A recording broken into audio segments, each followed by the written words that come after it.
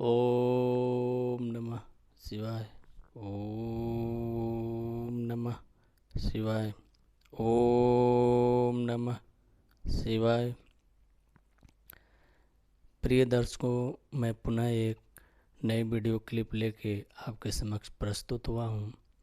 यह video clip ओम नमः शिवाय चैनल से लिया गया है। ओम नमः शिवाय चैनल को आप सब्सक्राइब कीजिए और संपूर्ण भक्ति ज्ञान का विस्तार पूर्वक इस चैनल पे वर्णन किया गया है। आप जाएं और उस चैनल को सब्सक्राइब करें। प्रिय दर्शकों, इस चैनल में भस्मासुर का किस प्रकार से वध होता है इसके बारे में वर्णन किया गया है। दोस्तों, अहंकारी भस्मासुर वरदान पाके किस तरह से मौत का तांडव मचा रहा है और उसका अंत किस प्रकार से हुआ है, आइए इस वीडियो क्लिप में देखते हैं। ओंकार हूँ, सरल प्रवृत्ति और सद्वृत्ति वाले प्राणियों के लिए मैं सदा ही सहायक रहता हूँ, कारण कि उनकी सद्वृत्ति मुझे आकर्षित करती है, किंतु दुष्वृत्ति वालों के लिए मैं साक्षात संहार हूं।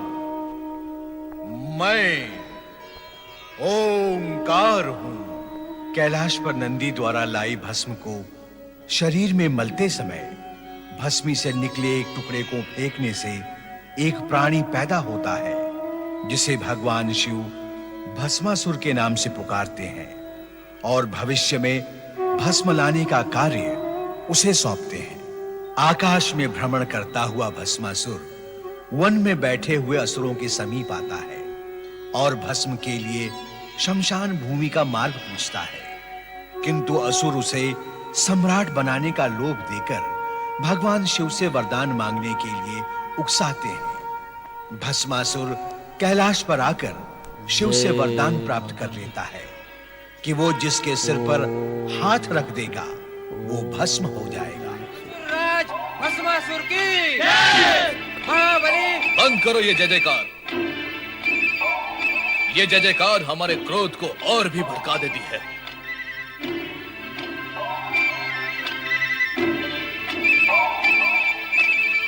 नारी कितनी सुंदर, कोमलांगी, चंचल नैनों वाली, मधुर मुस्कान वाली, इसे तो प्राप्त करना चाहिए। अब मैं जगत की सबसे सुंदर नारी को अपनी महारानी बनाऊंगा और ये जितने भी देवता ऋषि मुनि हैं, इन सबको समाप्त कर दूंगा।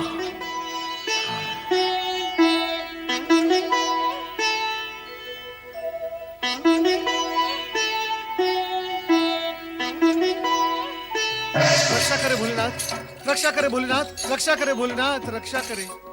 क्या हुआ नारद, इतने व्यग्र क्यों हो रहे हो?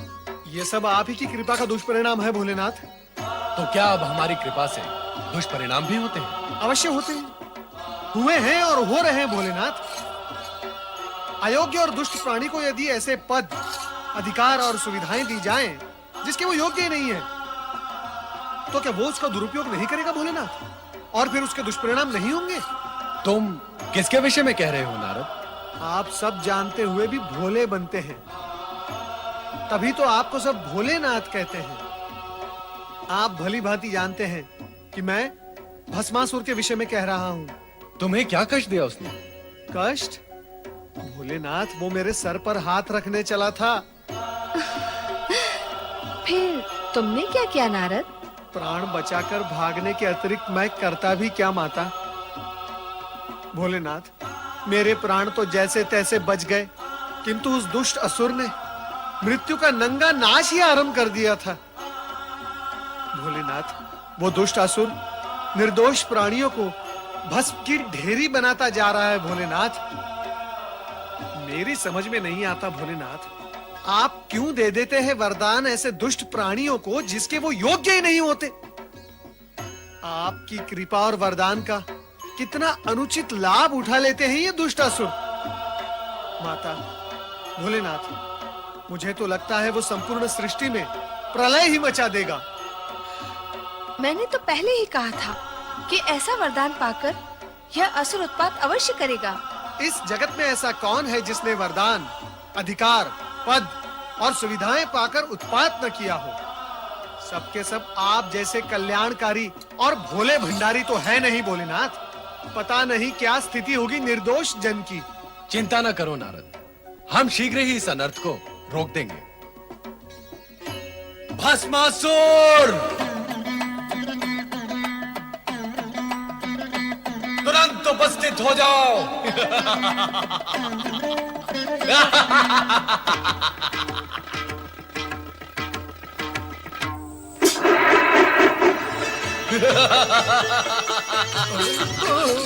हे शिव शंकर, आपके दिए हुए वरदान का प्रयोग करके अत्यंत सुख की प्राप्ति हो रही है।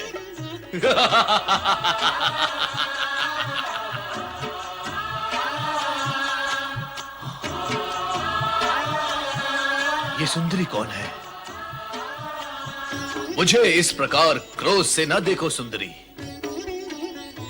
क्रोध में तो तुम और भी अधिक सुंदर दिखाई देती हो। मैं ये सोचता था कि मैं अपने शत्रुओं को समाप्त करने के पश्चात जब इस त्रिलोक का सम्राट बन जाऊंगा तो मेरी साम्राज्ञी कौन होगी? परंतु तुम्हें देखने के पश्चात प्रश्न और सोच दोनों ही समाप्त हो गए। आओ, मेरे पास आओ।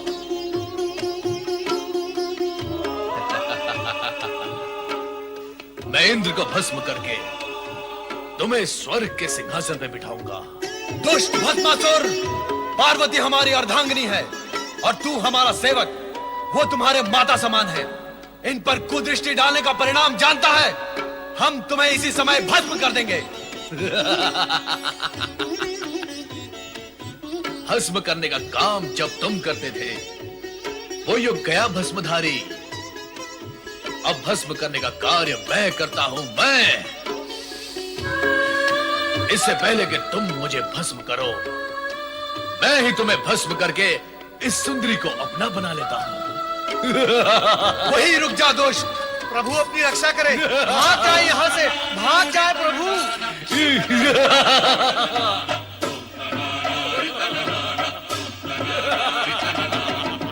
भस्मासुर,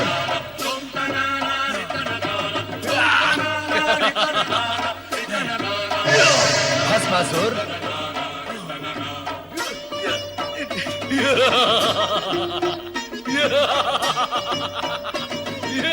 भस्मासुर,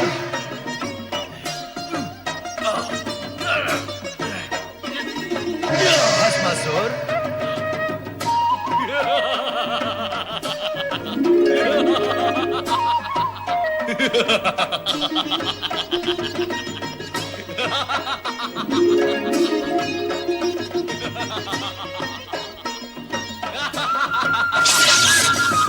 नारायण नारायण। अयोग्य प्राणी को अधिक अधिकार देने का परिणाम सदा दुखदाई होता है। देवेश्वर, आप ही से वरदान पाया है और अब आप ही को भस्म करने पर तुला हुआ है ये दुष्ट प्राणी। नारायण नारायण। अब तो मुझे ही कुछ उपाय करना होगा।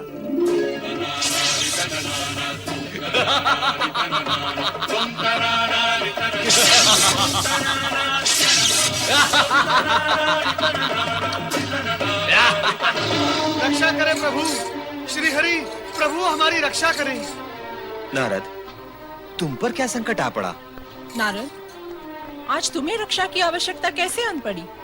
तुम तो संपूर्ण जगत की रक्षा की चिंता किया करते हो। माता, चिंता तो आज भी है, किंतु जगत की नहीं, जगत पिता की। अर्थात? श्री हरि, ओम नमः शिवाय। भस्मासुर को वरदान देकर भगवान भोलेनाथ स्वयं संकट में पड़ गए हैं। ओम नमः शिवाय। वो दुष्ट भस्मासुर भगवान भोलेनाथ के सिर पर हाथ रखकर उन्हें भस्म करना चाहता है। पर नारद, जय ये भी तो शिव लीला ही है। शिवलीला? श्री हरि, ये कैसी शिवलीला है जिससे प्राण संकट में पड़ जाएं? नारद, देखिए शिव जी की शिव लीला- ऐसी ही लीला करते शिव हैं जी की लीला अपरंपार कि जगत के सारे प्राणी इस सत्य को जान और मान लें कि अयोग्य प्राणी को अधिक अधिकार और वरदान देने से जगत को दुष्परिणाम भोगने पड़ते हैं। किंतु इस समय तो आप उन्हें दुष्परिणाम भोगने से बचाएं। स्वामी, आपने सदा ही शिव पार्वती को संकटों और बाधाओं से उबारा है। आप शीघ्र ही उनकी सहायता करें। वो तो करनी ही होगी।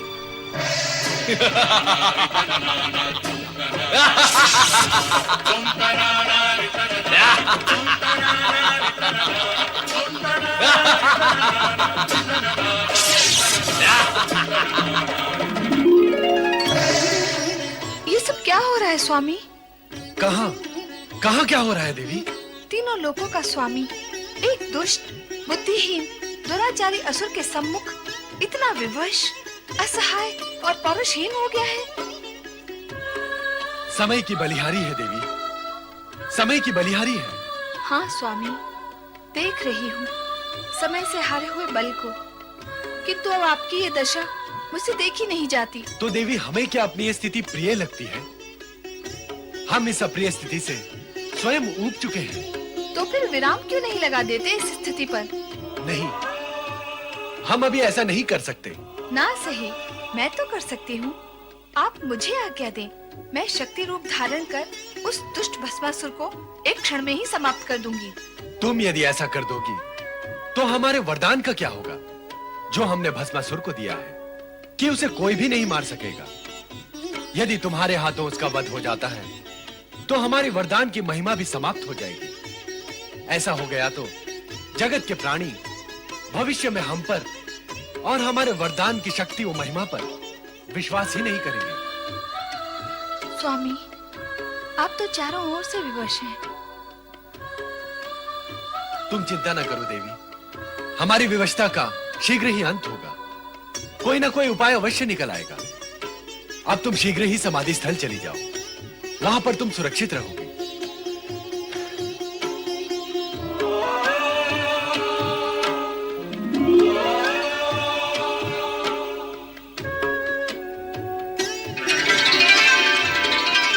कहाँ है शिव शंकर? कहाँ है महादेव?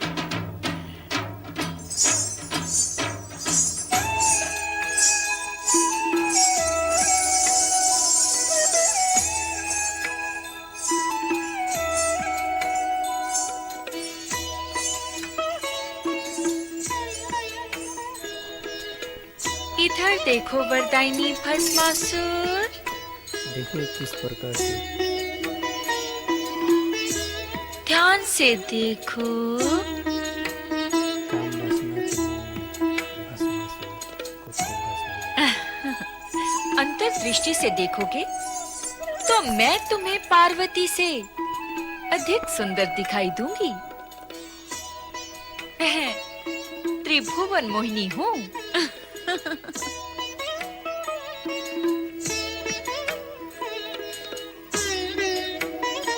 रूप और सुंदरता में मेरी बराबरी करने वाली अन्य कोई सुंदरी इस जगत में नहीं है। मुझे अपनी महारानी बनाकर जगत का सर्वोत्तम सुख भोगो भस्मासुर। मुझसे विवाह करके भस्म करने के इस झंझट से सदा के लिए मुक्त हो जाओ। तुम तो अनुपम सुंदरी हो। मैं तुमसे अवश्य विवाह करूंगा, इसी समय विवाह करूंगा। मैं भी यही चाहती हूँ और तुम भी यही चाहते हो। फिर विवाह में विलंब क्यों? विलंब तो तुम कर रही हो सुंदरी। मैं तो तुम्हें पाने के लिए आतुर हूँ। चलो विवाह करें। तनिक रुको भस्मासुर। हमारी कुलरीति ये है कि विवाह से पूर्व अपने कुल देवता के सम्मुख नृत्य गान करके उन्हें प्रसन्न करना पड़ता है। नहीं तो कुल देवता रुष्ट हो जाते हैं और विवाहित जीवन संकट में पड़ जाता है। नहीं नहीं, हमें संकट में नहीं पड़ना है। हम असुर तो दूसरों को संकट में डालते हैं। बताओ, कौन है तुम्हारे कुल देवता और नृत्य कहाँ करना है सुंदरी? आओ।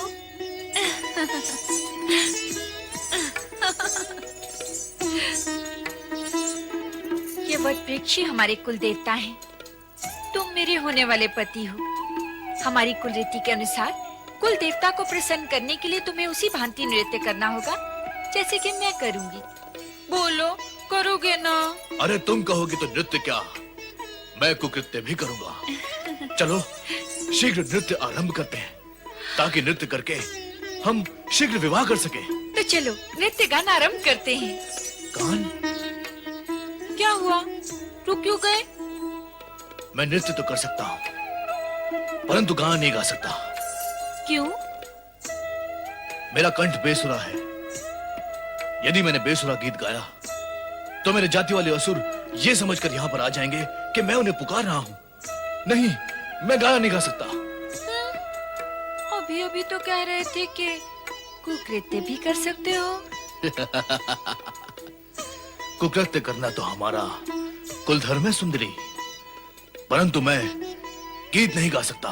तो ठीक है, तुम केवल नृत्य करना, किंतु उसी भांति जैसे कि मैं करूं। वैसा ही करूंगा। चलो शीघ्र नृत्य आरंभ करते हैं ताकि हम शीघ्र विवाह कर सके।